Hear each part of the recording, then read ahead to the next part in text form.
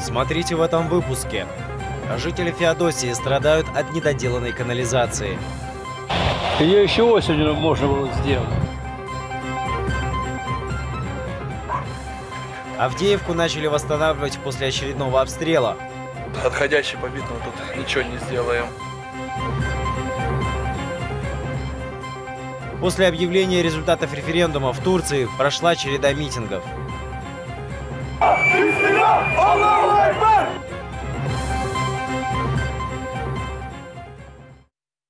Время новостей на телеканале АТР. 18 апреля, 1146 день аннексии Крыма. В студии Искандер Меметов.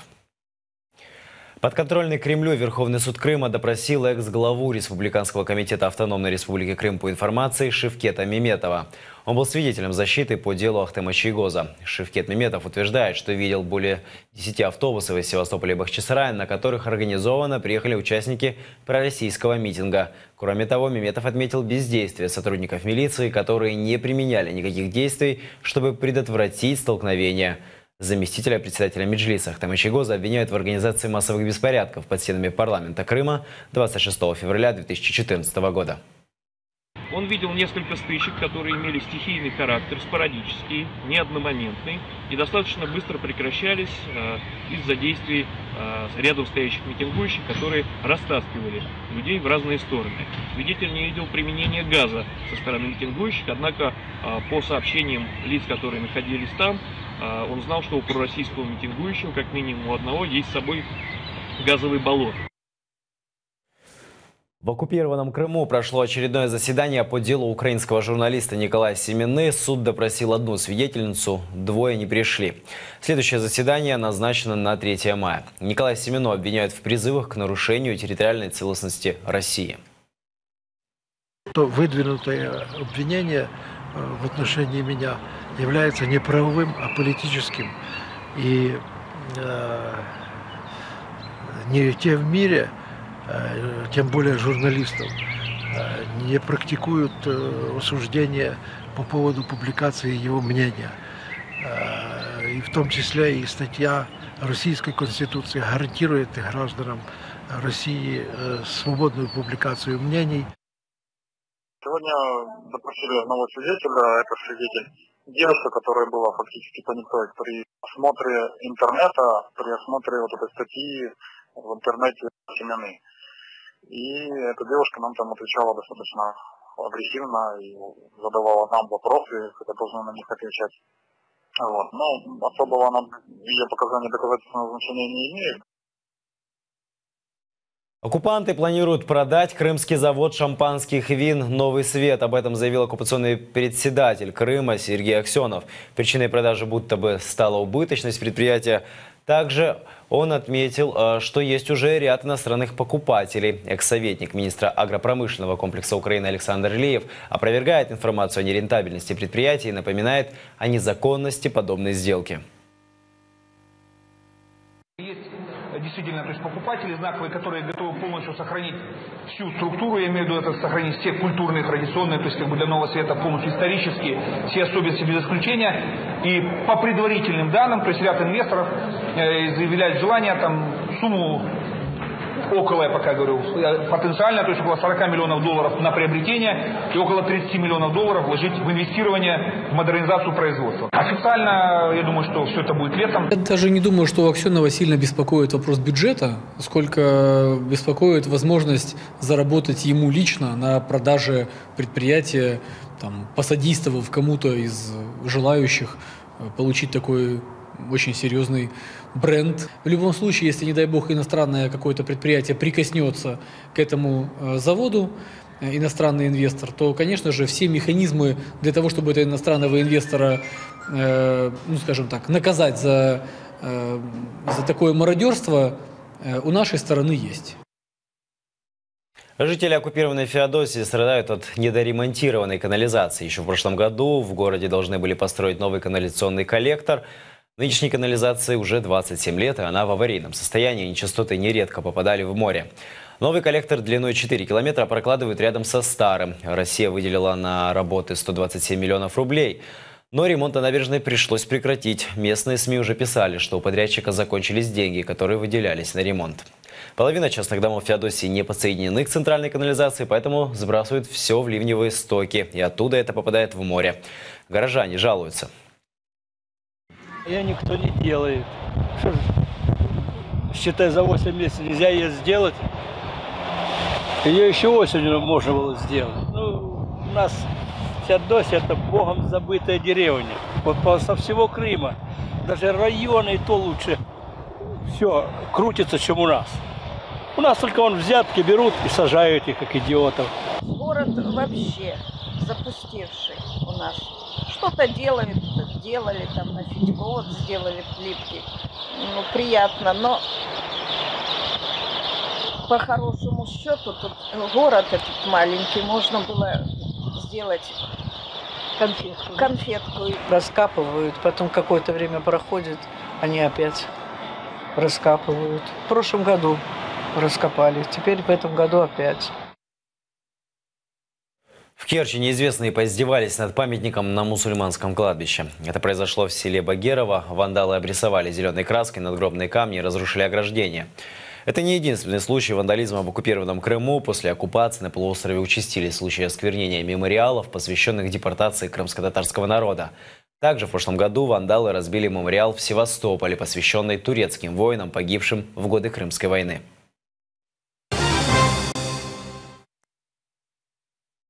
Сепаратисты 32 раза били по украинским военным в зоне АТО. Один военнослужащий вооруженных сил Украины получил ранение.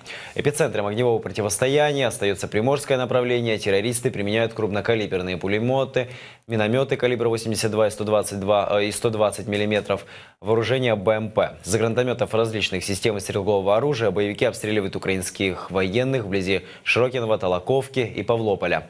В районе Водяного активизировались снайперы. На Донецькому напрямку з мінометів 82-го калібру, гранатометів та кулеметів великого калібру противник гатив по позиціях поруч Авдіївки. З протитанкових гранатометів, великокаліберних кулеметів та стрілецької зброї вів вогонь по опорних пунктах у районі шахти Бутівка. З кулеметів великого калібру та стрілецької зброї ворог вів вогонь по оборонцях Кам'янки. На Луганському напрямку, по позиціях поблизу Катеринівки, підрозділ російсько-окупаційних військ застосували міномети калібру 82 мм та автоматичні гранатомети. В Авдеевке начались аварийно-восстановительные работы. Энергетики совместно с военными и оперативными службами города продолжают работать над ликвидацией последствий вчерашнего обстрела со стороны российско-оккупационных войск и пытаются восстановить электроснабжение. Вчера около 18 часов сепаратисты обстреляли из минометов жилые дома в Старой Авдеевке. Ну, она не ремонтная, она аварийная, как бы, потому что после обстрела это восстанавливают. Отходящий побит, ну тут ничего не сделаем. То есть до дома податься, а дальше невозможно. Сегодня по-любому включен. Ну, вот этот дом, будет. Так а как тут жить? Вот еще. Жить как? Как дурачки по дому бегаешь, не знаешь, как его остановиться. Вот до подвала не добежишь, не знаешь, куда она упадет, осколками еще быстрее побежишь. В Киеве возобновили работу 3 сервиса госпредприятия «Документ». Эта организация занимается оформлением и выдачей загранпаспортов и ID-карт. Как проходят первые дни работы «Документа», расскажут наши репортеры Тарас Чубак и Алексей Шандра. Это отделение паспортного сервиса на бульваре Тараса Шевченко, 27. Эти люди подают документы на оформление загранпаспорта. Сергей Филиппов делится впечатлениями о процессе подачи документов. Нет, пришли сюда, дал документы. В принципе, это буквально заняло минут 20, процедура 30, полчаса. Да, номерок получил, подождал. Подожди, она сейчас сделает. Клиент паспортного сервиса Анна не получила вовремя загранпаспорт. 7 апреля мы пришли сюда, до этого мы узнавали, сказали, в течение 7 или 20 дней можно заказать паспорт. То есть заплатили за все услуги, 7 числа мы пришли, нам сказали, я еще переспросила, когда будет паспорт готов, сказали через 7 рабочих дней.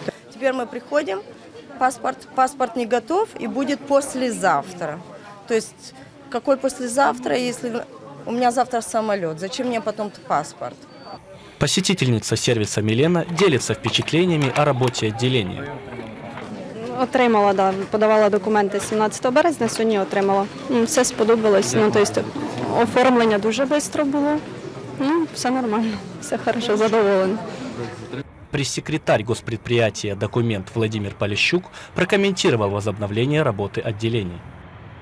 Головне завдання таких центрів обслуговування громадян державного підприємства «Документ» – це надання послуг громадянам з оформлення закордонних біометричних паспортів та ID-карток. Також тут можна оформити апостиль, апостилювати документи, а також угоди зі страхування та оформлення довідки про судимість або відсутність судимості. Перевага в комфорті. На жаль, Державна міграційна служба, вона не має коштів, а кошти – це наші бюджетні, для того, щоб будувати нові будинки, наймати персонал, платити таку зарплатню, на якій люди будуть виконувати ці завдання. Державне підприємство «Документ», хоча і державне, воно є комерційним, воно не датується з державного бюджету, а навпаки поповнює місцеві і державні бюджети. Перші центри обслуговування громадян відновили свою роботу саме в місті Києві, в місті, де попит на закордонні паспорти найбільший в Україні. От 15 до 40 минут занимает оформление документов в таком паспортном сервисе. В ближайшее время такие отделения откроются во всех крупных городах Украины. Тарас Чубак, Алексей Шандра, Асан Эминов, Заман, АТР. ФСБ России заявила о задержании одного из организаторов теракта в метро Санкт-Петербурга. Это 27-летний Аброр Азимов. Его арестовали в Московской области. Азимов уже 9-й подозреваемый, задержанный в ходе расследования нападения, ответственность за которое на себя пока никто не взял. ФСБ подозревают Азимова в подготовке смертника, совершившего теракт в подземке 3 апреля. В результате взрыва погибли 14 человек, и еще более полусотни получили ранения. Фамилия? Азимов. Имя? Аброр Отчество? Охранович. За что задержаны? Догадываетесь? Да.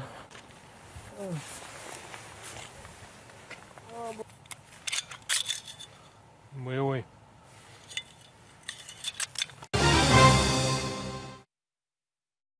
В Турции разбился вертолет. Это произошло в городе Тунджели. Примерно в 1:30 вертолет исчез с радаров, и связь с ним оборвалась. На борту находились 12 человек, 7 полицейских, 3 члена экипажа и 2 судей.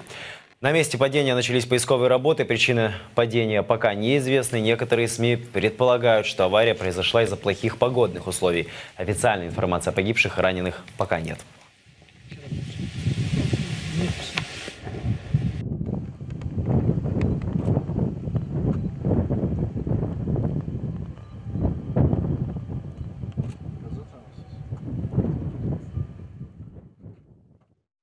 С разницей в 2% президент Турции Реджеп Тайип Эрдоган, обойдя оппозицию, выиграл конституционный референдум. Через 2 года вступят в силу 18 поправок к Конституции. А Турция изменится с парламентской на президентскую республику. После объявления результатов референдума по стране прокатилась череда массовых протестов.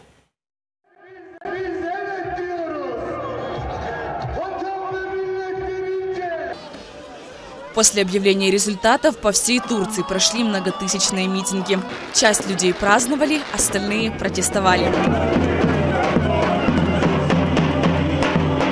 В первой речи после объявления результатов Эрдоган обещает вернуть смертную казнь. Я намерен немедленно обсудить вопрос о возвращении смертной казни. Это было требование людей на митингах. Его уже поддержала оппозиция. Референдум поделил турецкое общество на 2 лагеря. 25 миллионов сказали «да», почти столько же проголосовали «нет». Я хочу, аби парламент на 100% обирали ми. Я проти влади однієї людини і проти диктаторів. Я думаю, народ должен взорвать избирательные урны выбором «да». Мы знаем, как прежние власти управляли страной и грабили страну и народ. При сегодняшней власти народ в достатке и изобилии. Но наш народ неблагодарный. В сети интернет Эрдогана уже несколько лет в шутку называют султаном. Через 2 года, когда изменения вступят в силу, президент сможет лично выбирать и назначать министров, судей, издавать законы, не согласовывая их с парламентом. Таким образом, Эрдоган будет иметь полномочия султана.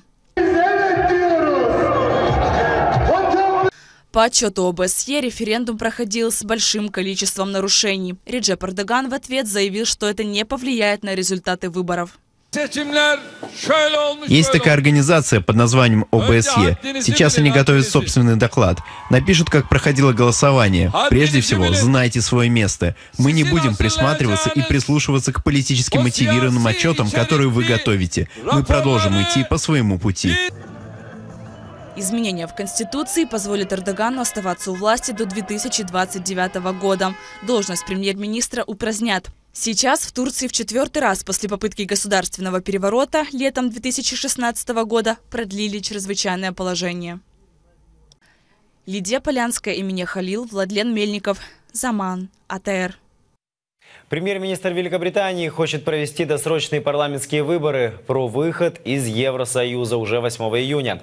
Соответствующее заявление Тереза Мэй сделала в Лондоне. Она считает, что это единственный способ, который гарантирует определенность и стабильность на годы вперед. Выборы проведут 8 июня, если 2/3 депутатов в парламенте общин поддержат предложение. Это голосование планировалось провести в 2020 году. За последние недели лейбористы неоднократно угрожали проголосовать против финального соглашения с Евросоюзом. Либеральные демократы заявили, что хотят затормозить процесс. Шотландская национальная партия сказала, что будет голосовать против законодательной инициативы, означающей конец членству Великобритании в ЕС. И, наконец, неизбираемые члены Палаты лордов также пообещали ставить нам палки в колеса. Разделение в Вестминстерском дворце рискует поставить под сомнение успех Брексита и приведут к росту неопределенности и нестабильности в обществе. Все это ставит под удар усилия по подготовке выхода Великобритании из ЕС и ослабляет позицию британского правительства в переговорах с Брюсселем. Это все новости на этот час. Смотрите следующий выпуск «Заман» через 45 минут. Эфир продолжает программа «Булгун». Айдер Муждабаев и Ирина Ромалейская будут говорить с начальником департамента спецрасследований Генеральной прокуратуры Украины Сергеем Горбатюком. Будьте с ЭТР. Всего хорошего.